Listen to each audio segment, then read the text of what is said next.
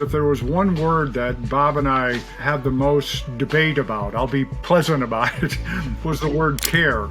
Because the word care, there's a soft component to it that basically is kind of empathetic and it's very short-term focused. The word care is not a word that's associated very much with leadership. Google it and see how much you find. You don't find much. You find other words, but that's not one of them. And I think when you start to use words that have meaning like that, you start to do it more. So we need to start to use the word and understand what it is, and then start to change habits to care more deeply about people. You walk into a healthcare clinic and the dialogue is quite different because they want to know where it hurts, and they want to know how they can help you, and they want to know how their services can make the conditions better.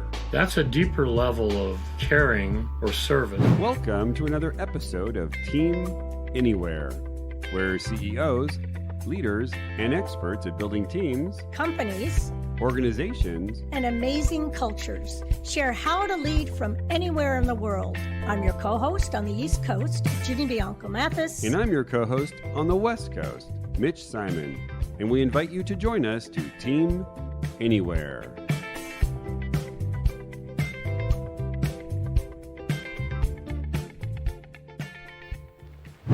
Hello, and welcome to another episode of Team Anywhere. This is Mitch Simon, your co-host, today your host on the West Coast. And today on the podcast, we've got Bob DeKoch and Phil Clampitt, co-authors of the book, Leading with Care in a Tough World, Beyond Servant Leadership. Bob and Phil, longtime collaborators, draw on their years of innovative practice and research to describe with real-world experiences how leading with care enriches people and transforms organizations in our challenging times. Today, we will explore how caring leaders produce extraordinary outcomes. Bob and Phil, welcome to the podcast. Nice to be here, Mitch. It's great to have time with you today. Great, and it's taken us a while to get this podcast on recorded, so I'm really glad we got this together. So can you tell us how the two of you met and decided to write a book together? Well, sure. There's two parts to the story, my part and Phil's part, and we need to tell you both of them. Okay, super. So we've been working together for 30 years, Mitch, and I was running a manufacturing company at the time, and I was looking for somebody who could help me consult on communication in an organization. How do I improve the communications channels and the leadership, but mostly communications. And we met. He'll tell you how we met, and I signed him up, and we kind of clicked, and we started writing together, wrote several articles, two previous books. We have two previous books to this together. Phil has written a couple of others besides that, but this is the capstone project at the moment, Leading with Care, and we think it's the best of all of them, so we're happy to talk to you about it today. Yeah, from my perspective, when Bob called at the university, I just finished my PhD and I was feeling pretty cocky about what I knew about everything in regard to communication audits, which is what he called about. And I had studied with the best people in the world. And I'll never forget driving down with my partner thinking, this is exactly what I trained for. I'm ready to go. I'm feeling like a 10 or 11. And we started talking, sharing some ideas. And then Bob said, well, Professor Clampitt, or Phil, or whatever he called me at the time, he said, what does a world-class communication system look like?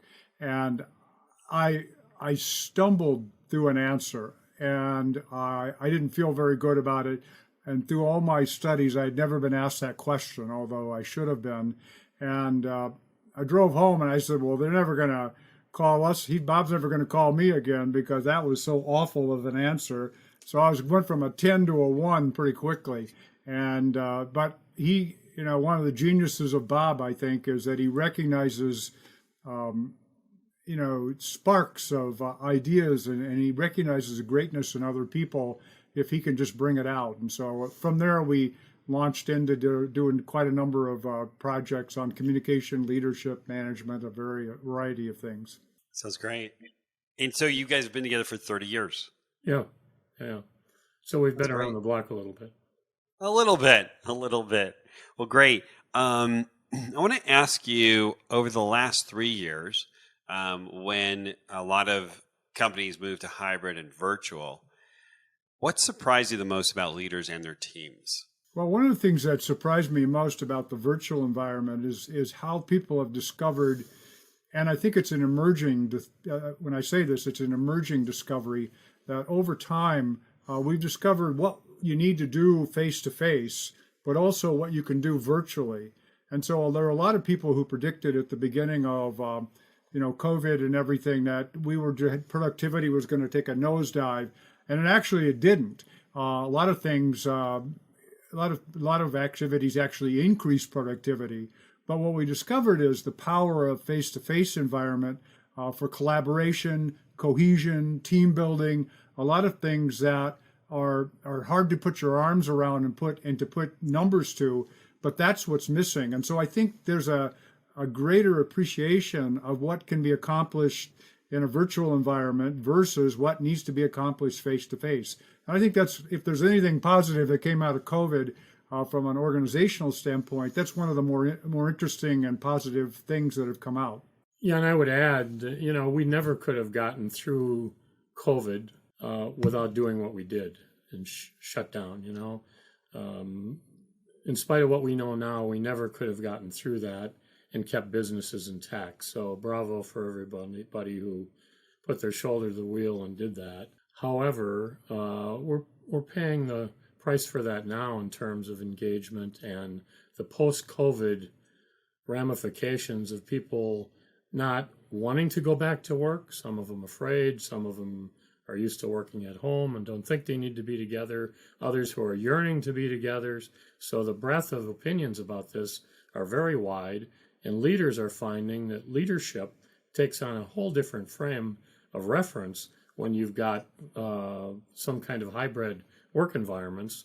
And so connection and engagement and keeping people feeling like they're part of an organization is going to be a challenge going forward that the history books will write wonderful essays about and try to analyze what actually happened. So the question that I have for you is, when COVID started, engagement scores went through the roof up, and now they have gone pretty low. In fact, I think a recent report from Gallup says only 15% of employees in the U.S. are truly engaged in their workplace. So what is causing, or what has caused such low engagement at this time? Well, those statistics from Gallup, and we quote those in the book and a couple of others, have been taken for many years. 10, 20 years. And the trend has continually been down in terms of people feeling engaged in organizations. Yes, it did come up at the beginning of COVID, but back down now even further. And we would say that the underlying conditions that are causing the disengagement were there before COVID, and they're more prevalent after COVID. And the things that you need to do to correct it would need to have been corrected anyway. And those are the things that this book talks about. There's a deeper sense of leadership responsibility in terms of caring about people, paying attention to what they need and want. That's the servant part. But also paying attention to what the organization needs, the mission of the organization, and getting people fired up and juiced up about how they relate to the work they do, to the mission of the organization, to the point where they can feel themselves part of that mission. And that particular connection has not been done well by leaders in general. And that's, we think, what's causing this 15%. Because if you think about 15% engagement, and if the leadership models that we all tout, whether it's servancy or participation or the quality movement or anything else, if those things were working to cause engagement, we wouldn't see statistics like this. And we need to fix this problem. The other statistic that's stunning is that same Gallup poll says 70% of employees say they would work harder if they felt more appreciated. Now, that's the same 70% of the people who feel they're overworked now. Everybody feels like they're overworked. But 70% say they'd work harder if they felt more appreciated. That's low-hanging fruit. It doesn't cost anything to cause leaders to appreciate their people. And it's not happening to the degree it needs to. So I'm always curious because when COVID happened, it seemed like leaders, for in general, for the most part, started to really take care of their employees, started to be interested in their employees, started to say, "Gosh, what might my employees be going through, and how can I support them?" Now, maybe I'm just maybe I'm living in an imaginary world, but I'm just wondering, with everything that happened, and with at least the generic leadership books basically saying, you just need to be more interested in your employees and you will get more engagement. What did the last 3 years teach a lot of leaders nothing? Were they already just awful and then just didn't listen to what was happening in the environment? Or are people just lazy or forgetful? I'm just wondering what you think. I think they're habitual. Okay. It's a different word. And the story I'm going to tell you about that, I do a lot of executive coaching. And I'm working with a middle-level executive right now. I was just with him this past week. And he's reading the book in depth. And he says, as I read this and as I go through the self-assessment exercises, he said, I thought I knew all of this stuff and I thought I was doing it, but I wasn't doing it as deeply as you're suggesting that I need to do it. And he said, I wasn't doing it nearly enough. I do it when it occurred to me. And I had a different set of habits that I was discharging as I worked with people. And he said, I'm now creating a new list of habits. I have a little list that I keep in front of me every day, and I read it at the beginning of every day, and I say to myself, I'm going to consciously change the leadership habits that I'm using to work with people. And he said, it's amazing what kind of changes that has going on in my mind as to how I work with members of my team. So in that way, I think we get into habits about how we do anything, right? We get into habits about what we eat and how we say things and how we lead. And it must be good because that's how we do it. But it's not coming across in a way that's connecting to people like it could. So before we get into those habits, because I'd love to have a list of those habits, I just have to ask both of you, what does it mean? So the book title is Leading with Care in a Tough World. What does it mean to lead with care? Well, I think actually, it's very interesting you asked that question, because if there was one word that Bob and I had the most debate about, I'll be pleasant about it, was the word care. Because the word care, there's a soft component to it that basically is kind of, that it's just empathetic and it's very short-term focus. And there's nothing wrong with that. In fact, it's very important. But the way Bob was using the word care and the way we want to use the word care is a much more profound sense of deeper caring that I would argue is more like investing in people, and as opposed to some just surface level empathy, which people can fake, to be honest with you. And a lot of people have learned to do that. Bob has a wonderful example, which I'll let him tell you in just a minute, but he talks about the difference between somebody who is who works in a restaurant and providing customer service versus a healthcare professional, and how that creates a different level of caring. And so we're talking more like a healthcare professional orientation. But I'll let Bob take that, Pete, because it's a beautiful analogy he created. So the metaphor, if you walk into your favorite restaurant and waiter comes up to you and, what would you like to drink, sir or madame? And here's a menu. We have great specials tonight. Just make some choices. Here's my recommendation. Yes. And you feel like you're being served pretty well, right? There's a menu and, the service is good and everything else. You walk into a healthcare clinic, your favorite doctor or nurse, and the dialogue is quite different because they want to know where it hurts and they want to know how they can help you. And they want to know how their services can make the conditions better That's a deeper level of caring or service than the restaurant. You wouldn't think of a restaurant person coming up to your table and starting to do a dietary assessment on you to say, I'm really concerned about your cholesterol, so can we have a discussion about what you're going to order tonight? Equally, you wouldn't expect to go into a healthcare clinic or an ambulatory surgery center and have them give you a menu of surgeries for today and say, well, which one would you like today? Mm-hmm. It's a more personalized, it's a more customized, it's I have your back. It's a sincerity and a genuine interest in the well-being of the person from a leadership standpoint. And it's that particular connection that I think, it's that touch between the leader and the team member that isn't happening to the degree it could in enough cases. And I would argue, Mitch, that part of that that metaphor that works really well, that analogy works really well, is that, when you go to the doctor, you may come in complaining about X, and you may hear that it's X, and you may think I need X or Y to solve it, but the physician may see something completely different.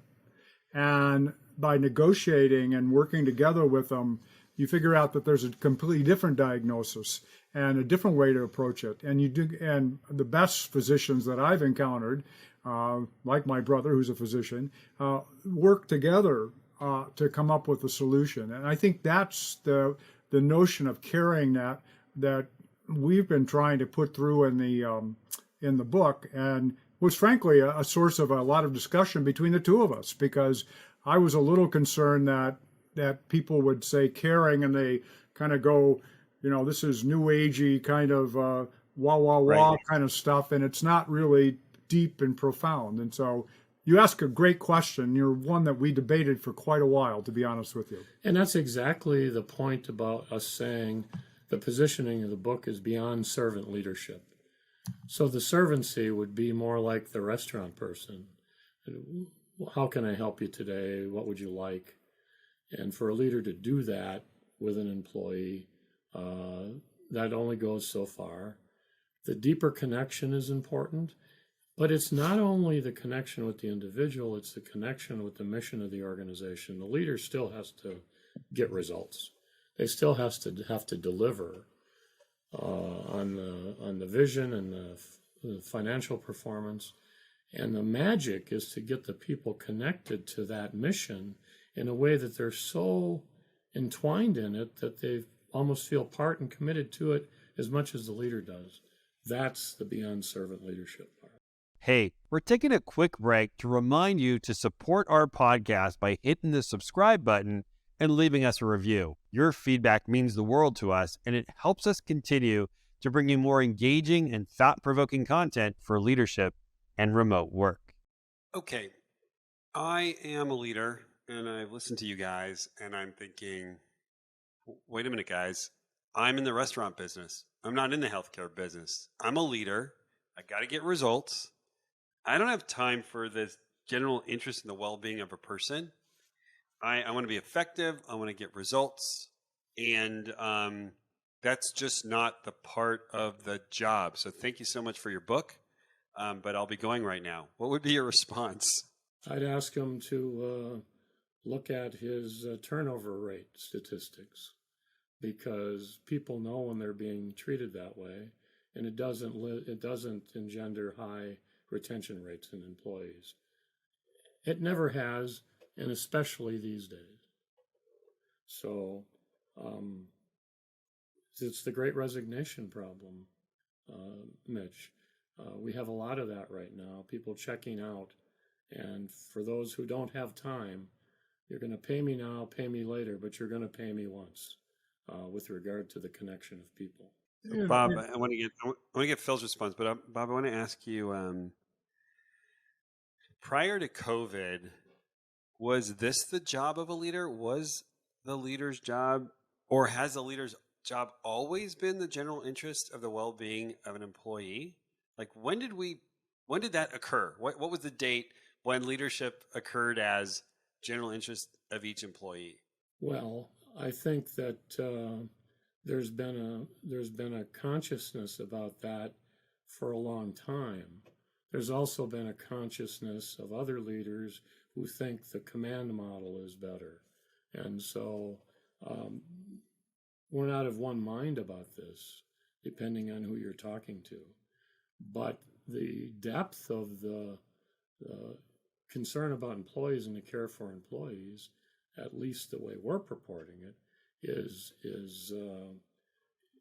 the need for it is building, and I don't think it's being recognized yet in leadership circles to the degree it needs to, or these statistics would be much different. And I would argue that all these books behind me are full of people, biographies I've read of what I consider to be really great leaders. And you look at really great leaders, at the core, they did care about, in a deep way, about the people that reported to them. And they had this sense, and you can find historical examples of, people who've made very tough decisions. We cite Eisenhower, for example, which I went back and reread as a result of thinking through this in ways. And you can find historical examples. So I would argue that to some extent, the great leaders have always understood that that's what leadership is all about.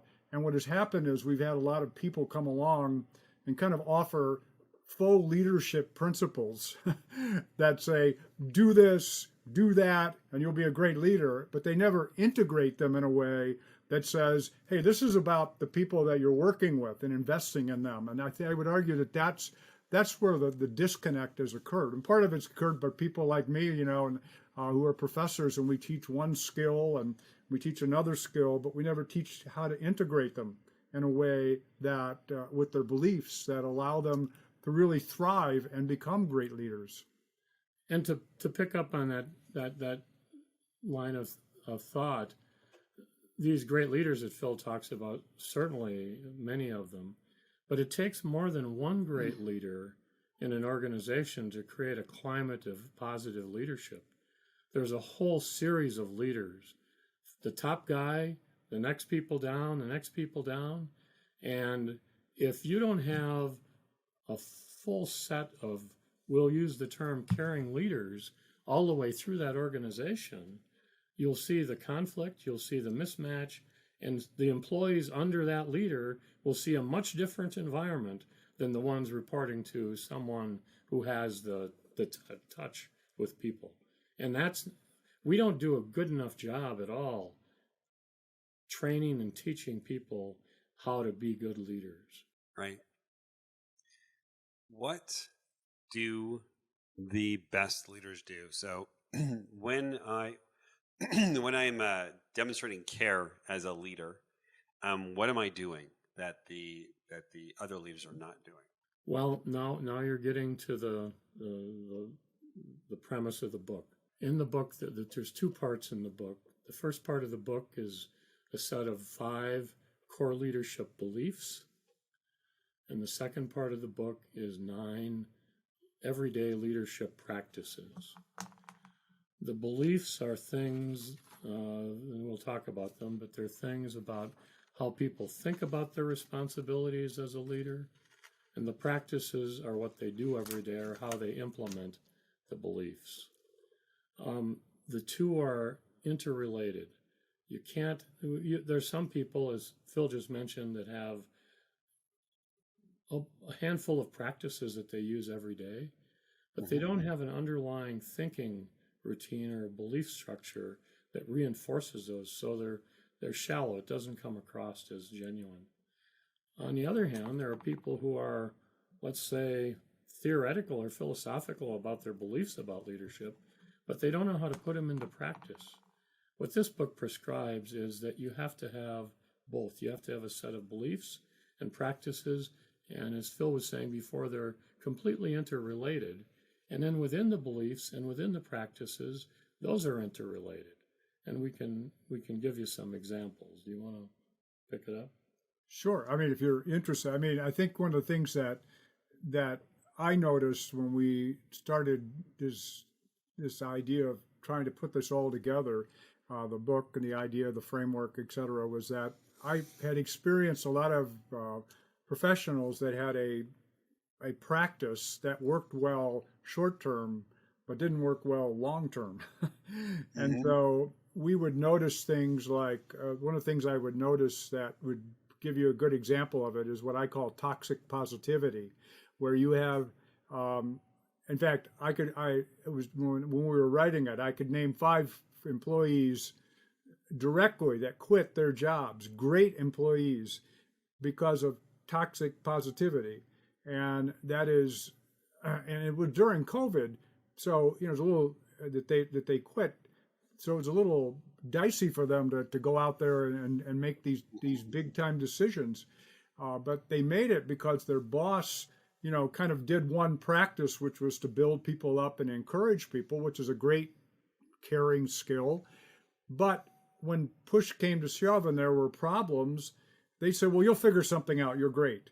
And they realized their problems were never taken seriously and never seriously addressed, and challenges that were outside their control. And that's a classic example of somebody who has a skill, perhaps, that works short term, but long term doesn't probably do it. And you end up creating an environment of toxic positivity where everything is, you know, cheerleaders and great, but it's really not underneath it. Right. So one of the things one leadership practice you should not practice is toxic positivity. What are some of the 9 practices? What are some of your favorite practices? The best practices. Yeah. Mm-hmm. Well, Best practice. one of the practices that I think is the foundational is the idea of coaching individual employees and your key people. And so much of the idea of the framework is that you have to have a good relationship with the people who report to you directly. And I've done surveys. This is how I, you know, for years and for 30 or 40 years, I've been doing research on employee communication. And the number one predictor, it happened over 40 years, pre-COVID, post-COVID, et cetera, is about whether you're going to be motivated, whether you're going to be committed to the organization, whether you're satisfied with your job. The number one predictor is the relationship with your immediate supervisor. And that is the foundational skill, I would say, is the coaching in regard to that relationship between the supervisor and the employee. And I can go on to others, but you actually had one just a minute ago, which I loved. I was giving you the thumbs up. I don't know if you saw it, but you were kind of pushing back on one of our ideas. And Right. I said, bravo, because transforming pushback into progress, it creates greater understanding. So the whole idea of learning how to use pushback as a tool for creating greater understanding and improvement, even on our own ideas or whatever, is really fundamental to a great leader. And they've got to learn to manage that in a really powerful way. Right. I mean, the other side of pushback, which is another practice, is you've got to be a great communicator. Now, everybody says that. The question is, what does that mean? First of all, leaders have to decide to communicate about the things that matter to the employee and the things that matter to the organization. Oftentimes, leaders communicate about things that matter to the organization, and they don't connect it to the things how those translate into the things that matter to the employee. You've got to do both. And you've got to use multiple channels. You've got to use multiple methods, whether it's written or spoken or team meetings or town hall meetings. Transparency in communications is so important. When something goes wrong, you've got to be immediately transparent and tell people what you know and what you don't know. And because if you don't, the skepticism starts to build, the dissent starts to build, and the idea is that something else must be hiding things from us. And you have to avoid that at all costs. So that's communication.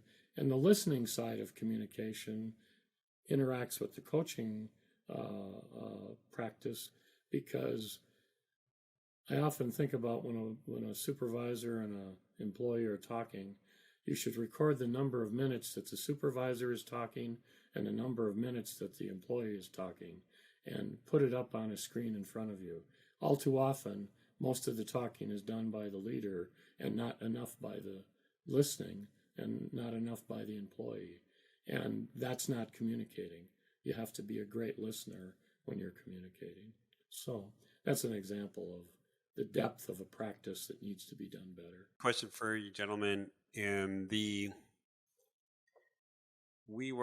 COVID started, it was, pretty much everyone was working 5 days a week out of the office. Now there's a move now to move people back to the office 2 days a week, 3 days a week, 5 days a week. Are you seeing workplaces, those people who are moving back, are you seeing those places become more caring? Are you seeing bosses saying, hey, we're going to get these people back, and once they're back, we're going to show them care and love and attention to what they're up to? Or are you not seeing that? I'm not seeing enough of that. People are so focused on getting people back, and just getting them back under some set of conditions or getting into a hybrid mode, that objective in itself seems to be the primary objective. Now, how we do that, there's some amount of perhaps trinkets and tokens and enticements that might be used, and that's fine, but it's not too deep. I mean, it's not the thing that's going to sit down with an employee and say, let's talk about, you coming back and your career now, and what do you want to do post-COVID, and how are we going to work together, and all the things that have a deeper sense of caring. There's not enough of that. There wasn't enough of that going into COVID, and there's not enough of it going out, which is exactly the point of our book, Mitch, that we think that the word care is not a word that's associated very much with leadership. Google it and see how much you find. You don't find much. You find other words, but that's not one of them. And I think when you start to use words that have meaning like that, you start to do it more. So we need to start to use the word and understand what it is, and then start to change habits to care more deeply about people and outcomes. Okay, so I'm definitely following your logic on that, because I saw, if we go back when COVID first happened, is people left, they were at home, they were, going through whatever they're going through. And what we heard was, when we started this podcast, that bosses were very, very concerned with their situation. Now that people are coming back against their will or because they want to come back, if you don't have a plan on how you are going to take care of people in this new/old experience called going to the office, you're going to really blow it. Yeah. It sounds like. Well, I would argue that, the opportunity we discussed earlier, Mitch, was really important. And that is, a lot of people working at home discovered there was a productivity gain on their part from working at home. Mm-hmm. And yet if they see their time being wasted and not used in a maximizing way when they return to the workplace, then we've lost all that knowledge that we gained through COVID. Yeah. And I think that's a real tragedy in some ways. I'll give you one specific example. Yeah.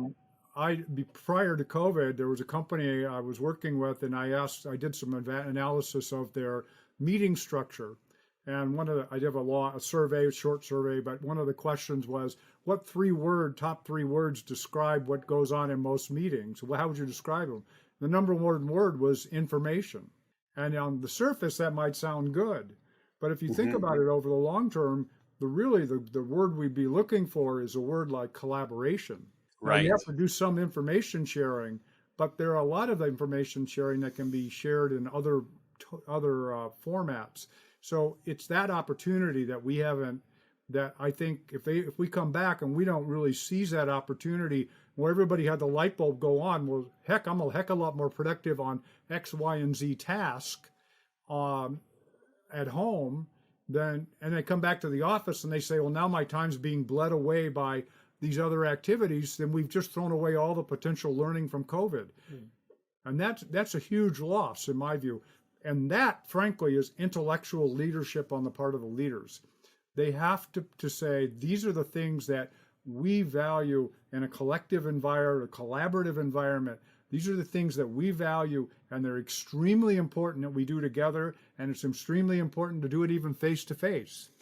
Collaboration, deep collaboration is another one of the practices that are in the second part of the book.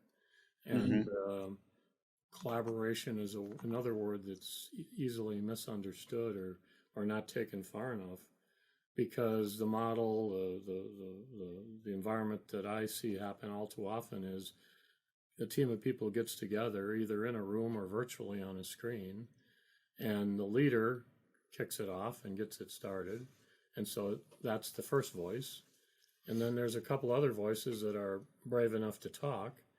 And there's a bunch of silent voices who are either waiting to talk or too afraid to speak up with their ideas. And so they're never heard. And then they leave the room and the dissent happens in the hallway. And there's no discussion or no meaningful discussion, no meaningful analysis of alternate approaches, no new ideas that get brought in, when it's the leader's job not to proclaim the answers, but to bring people together and to look for those people who aren't speaking and draw out the voices that aren't being heard and make it safe for them to talk, and then try to come up with even better solutions than you would have had if you listened to the people with the loudest voices. That's a skill that leaders need to improve a lot on. Yeah, it sounds like, so my walk away from this podcast really is your book would be a fantastic guide to really support great workplaces, especially as people bring people back to work, 1 day, 2 day, 3 day, 5 days a week. What I'd like to know is, how can we find you, gentlemen? How can we find your book? Right. So we're both on LinkedIn. That's our social media access. And we have a website for the book. It's called leadingwithcare.net. All together, leadingwithcare.net. It's a great website. It has information about us and contact information. It has information about the book. It has training materials and presentation materials. It's also got all the podcasts we've done. We've got several media articles that have been placed about it. Mitch, as soon as your podcast with us airs, it'll be number one on our website list. So we look forward to that. And so it's a great website. People should use it.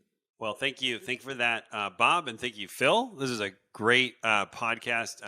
It's close to my heart, having leaders learn how to lead with care. If you've loved this podcast, please share this episode with your friends, your colleagues, your family, and we'll see you next time on our next episode of Team Anywhere.